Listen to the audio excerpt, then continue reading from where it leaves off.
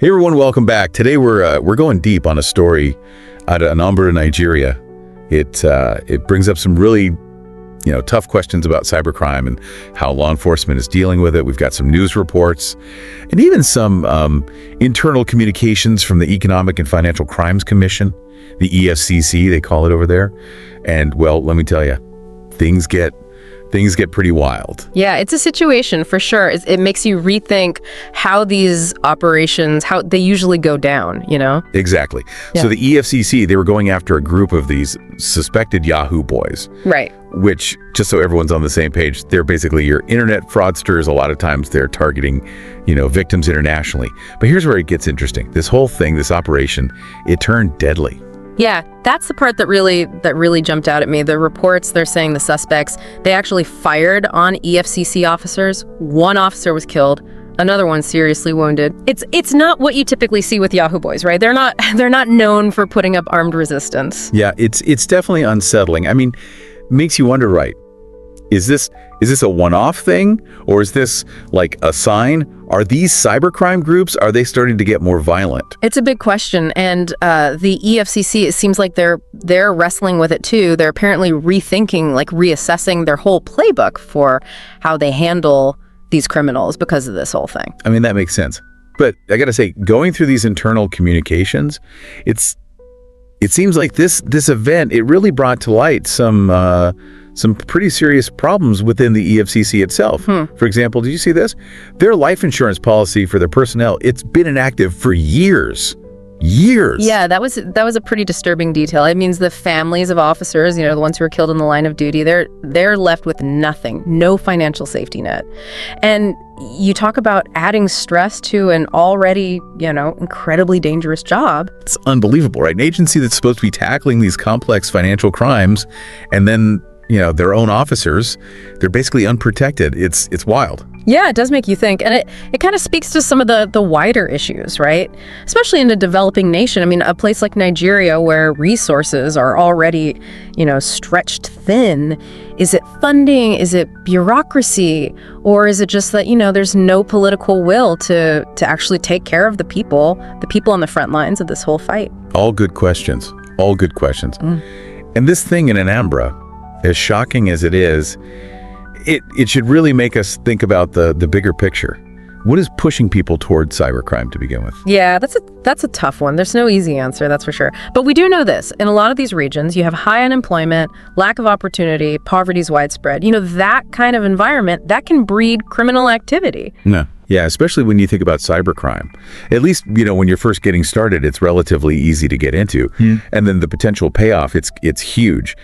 For someone who's, struggling to make ends meet, it can be a pretty tempting path. Oh, absolutely. And it's especially appealing to younger people, right? Yeah. People who might feel like they don't have a lot of options, and then they see these cyber criminals. They see the supposed glamour, the fast money. It's very attractive. Yeah, it really drives home the point that to tackle crime effectively, especially in this digital age, you need more than just a strong police force, right? You got to address the root causes. You got to look at these social and economic conditions that are pushing people towards these criminal networks. Exactly. It's about creating options, creating pathways for people so they don't get lured into this, this criminal world. So we got this tense, potentially really dangerous situation on the ground. Yeah. We got these deep-rooted systemic issues.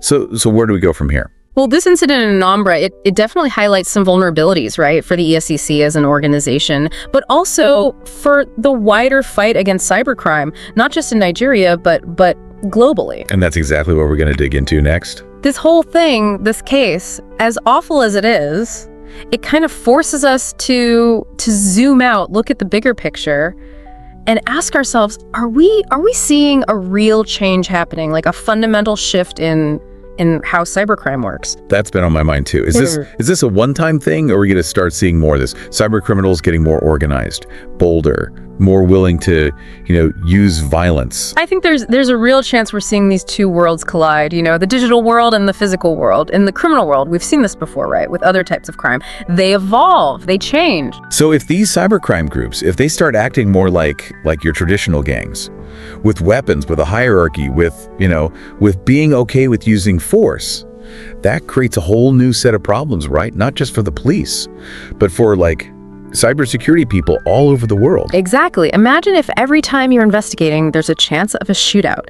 Gathering evidence, arresting suspects, even just going to a crime scene, it all becomes so much more dangerous. And not to mention, the innocent people who could get caught in the crossfire if guns are involved. It's not a good thought. And then you have the whole jurisdiction issue, right? Cybercrime is already tough because it crosses borders. You need countries to work together, share information, which can be slow and messy, but then add actual violence to that, and the whole thing gets exponentially more complicated. So going back to what we were talking about earlier, the EFCC with their budget problems and their internal issues, if cybercrime really is getting more violent, well, that puts them in a really tough spot. Oh, absolutely. They're gonna need more help. More money, more training, more support, basically, if they're going to handle this new threat. And it's not just them, right? Police forces all over the world are going to have to change their strategies, get better equipped. Right. Okay, so we've talked about what this means for law enforcement, but what about, the average person online? What about us? Should we be freaking out? I wouldn't say panic, but being aware, that's key. Yeah. Understanding that things are changing online, that the threats are getting more sophisticated, that's the first step to protecting yourself. So in a way, we're all kind of in this game, right? This game of cat and mouse between the criminals and the people trying to stop them. That's a good way to put it.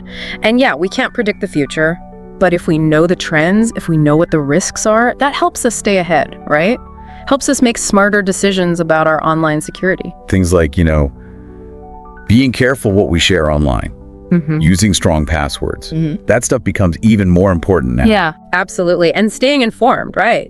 Knowing what the new threats are, keeping your software updated, it's all part of building a strong defense.